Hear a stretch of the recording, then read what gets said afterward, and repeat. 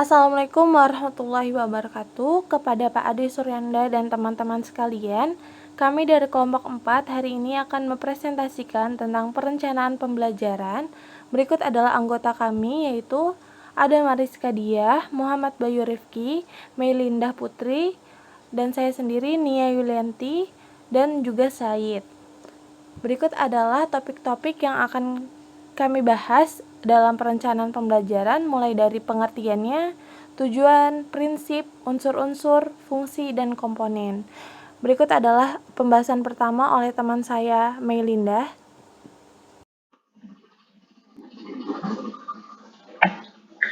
Baik, yang pertama yaitu pengertian perencanaan pembelajaran. Perencanaan sendiri memiliki definisi yaitu merupakan suatu proses mengelola, mengatur, dan merumuskan unsur-unsur pembelajaran seperti merumuskan tujuan, materi atau isi, metode pembelajaran, dan merumuskan evaluasi pembelajaran. Lalu menurut William Kahneman, perencanaan ini merupakan suatu proses menentukan apa yang akan dilakukan.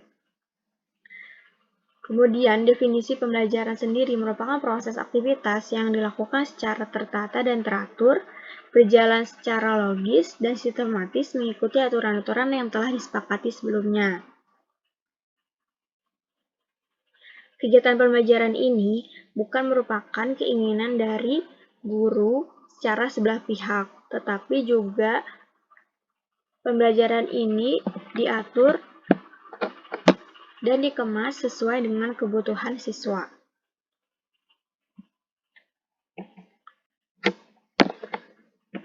Kemudian, definisi dari perencanaan pembelajaran itu sendiri merupakan proses pengambilan keputusan hasil berpikir secara rasional tentang sasaran dan tujuan pembelajaran tertentu, yaitu perubahan tingkah laku serta rangkaian kegiatan yang harus dilakukan sebagai upaya pencapaian tujuan tersebut, dengan memanfaatkan segala potensi dan sumber belajar yang ada.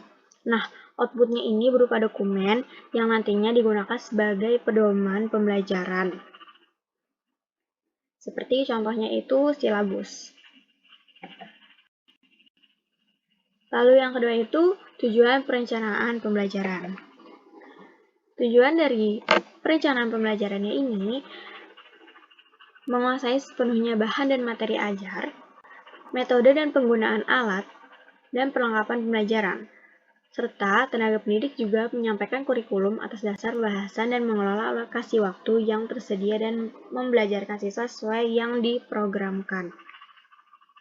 Seperti rumusan kualifikasi, poin-poin yang harus dicapai oleh siswa saat atau setelah proses pembelajaran, seperti sikap, pengetahuan, tingkah laku, dan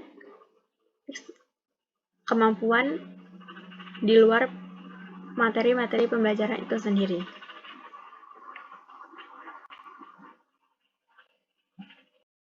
Berikutnya adalah prinsip-prinsip perencanaan pembelajaran.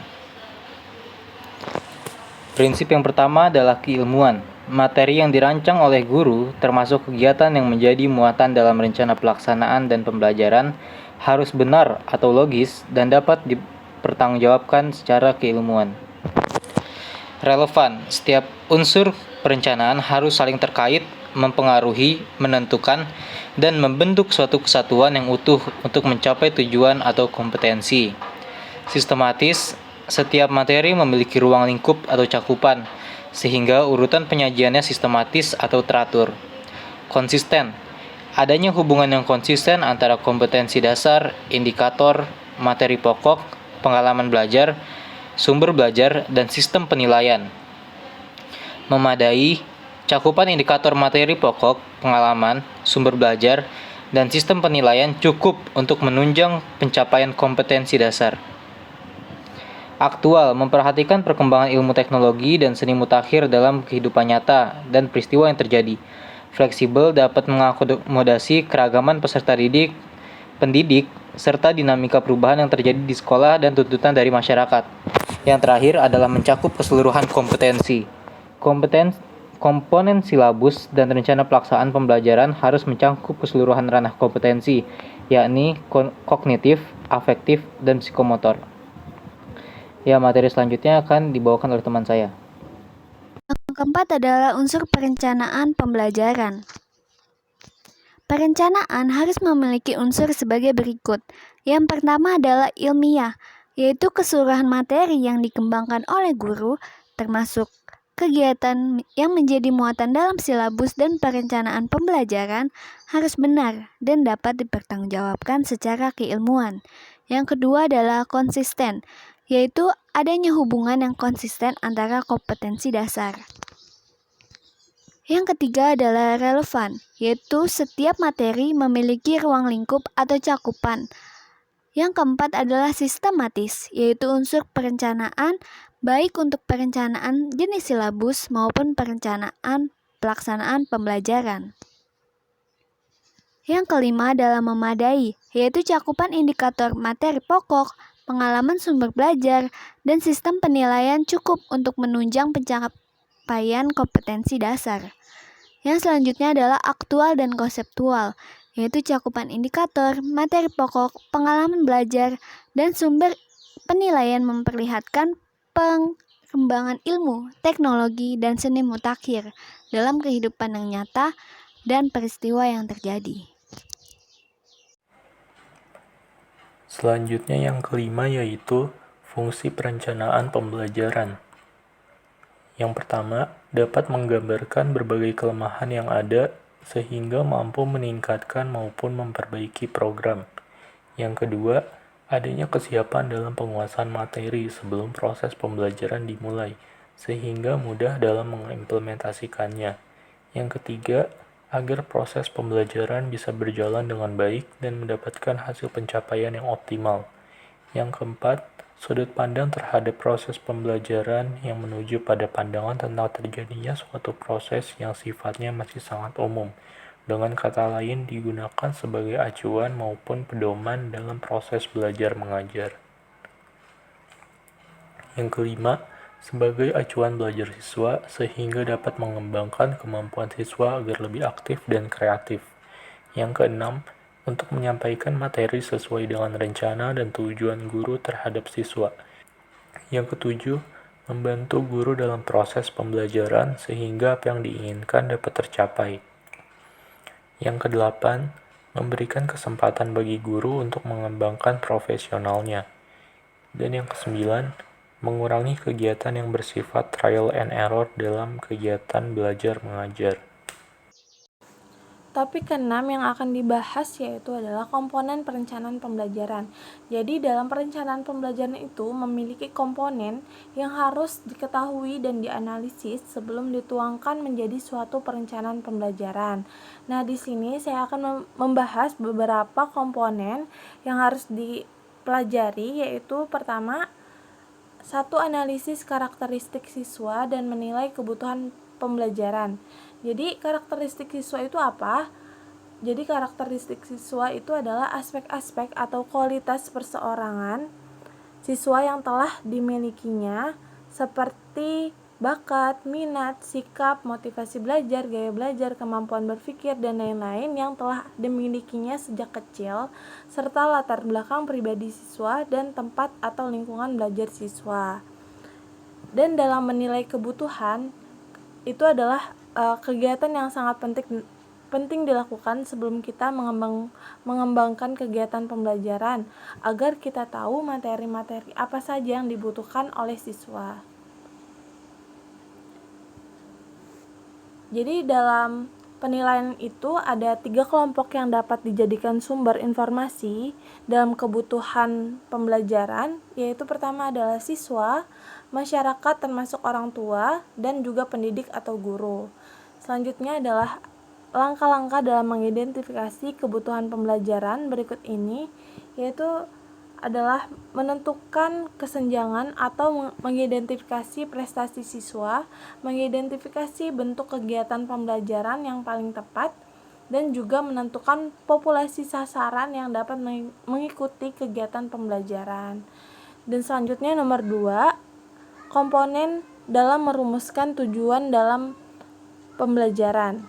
Jadi tujuan pembelajaran itu merupakan perumusan yang jelas dan memuat pernyataan tentang kemampuan dan tingkah laku peserta didik yang dirumuskan dalam suatu kalimat dengan menggunakan kata kerja yang dapat diamati dan dapat diukur. Nah, tujuan dalam pembelajaran ini juga berfungsi untuk memberikan kriteria yang pasti sehingga kemajuan belajar siswa dapat diukur dan juga memberikan dasar dalam mengembangkan alat evaluasi untuk mengukur efektivitas pembelajaran.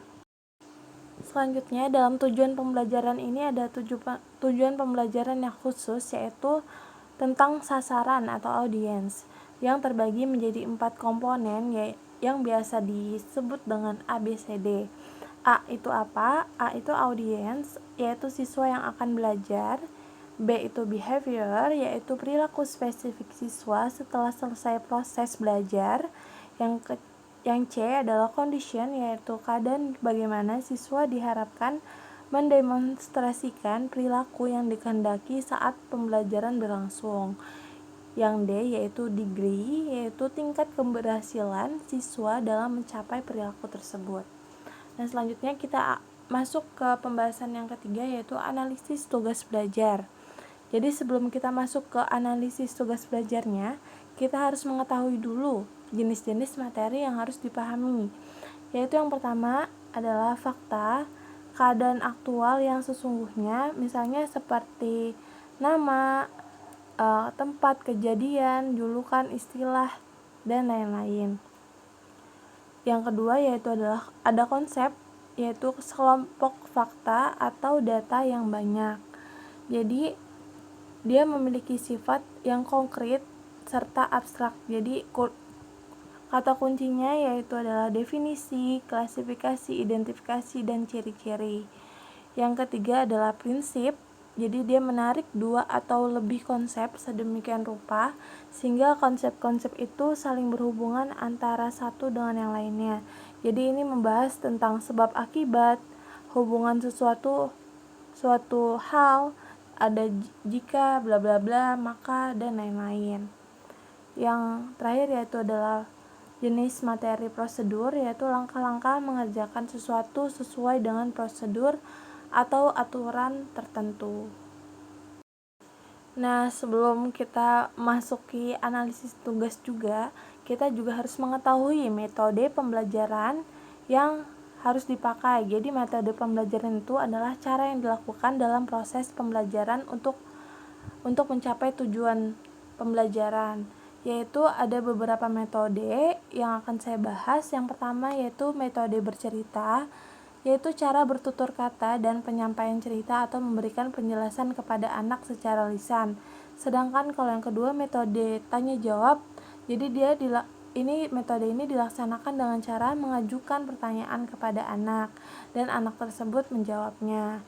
Yang ketiga ada metode karya wisata, jadi itu dilakukan dengan mengajak siswa ataupun anak-anak mengunjungi objek-objek yang sesuai dengan tema pembelajaran pada saat itu.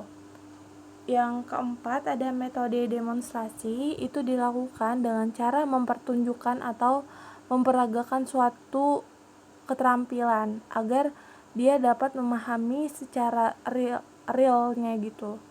Yang kelima ada metode eksperimen, jadi dengan cara memberikan pengalaman kepada anak di mana anak-anak itu memberikan perlakuan terhadap sesuatu dan mengamati akibatnya apabila ia melakukan sesuatu itu.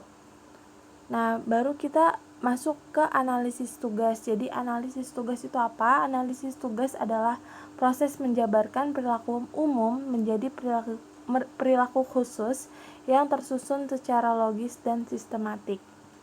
Selanjutnya kita masuk ke poin keempat, yaitu merancang evaluasi pembelajaran.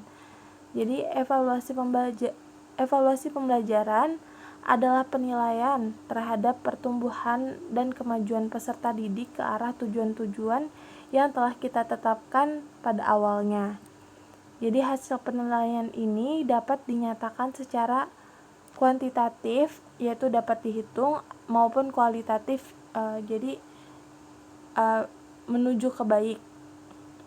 Dan selanjutnya itu karena dengan adanya evaluasi pembelajaran ini dapat digunakan banyak hal seperti keberhasilan pembelajaran tersebut dapat diketahui, membuat diagnosis, mengenal kelemahan-kelemahan dan kemampuan dari peserta didik, dan juga bahan pertimbangan bagi perubahan atau perbaikan kurikulum di suatu sekolah.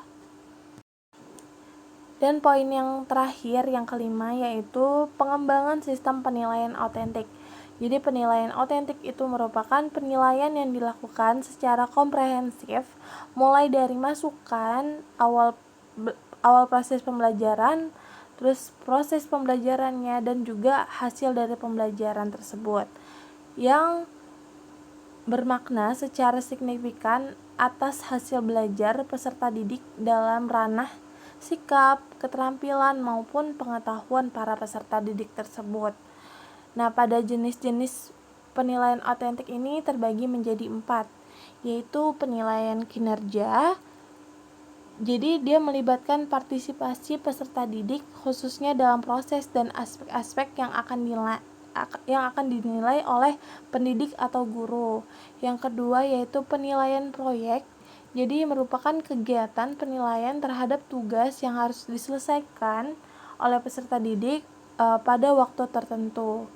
Yang ketiga yaitu penilaian portofolio. Jadi merupakan penilaian atas hasil kerja peserta didik secara perorangan ataupun diproduksi secara berkelompok. Yang keempat, yang terakhir yaitu penilaian tertulis.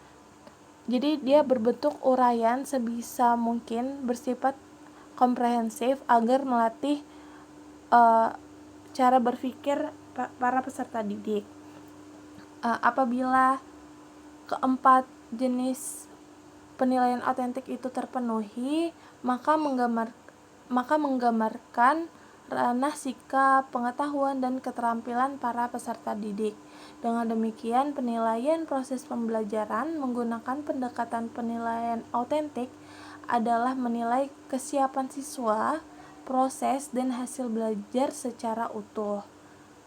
Dan dapat kita simpulkan setelah mengetahui komponen-komponen tadi, dapat disimpulkan jadi makin baik dipikirkan maka makin baik pula persiapan perencanaan pengajaran itu, sehingga diharapkan makin baik pula dalam pelaksanaan proses pembelajaran. Baik, sekian dari kami kelompok 4, kurang lebihnya mohon maaf apabila salah kata. Wassalamualaikum warahmatullahi wabarakatuh.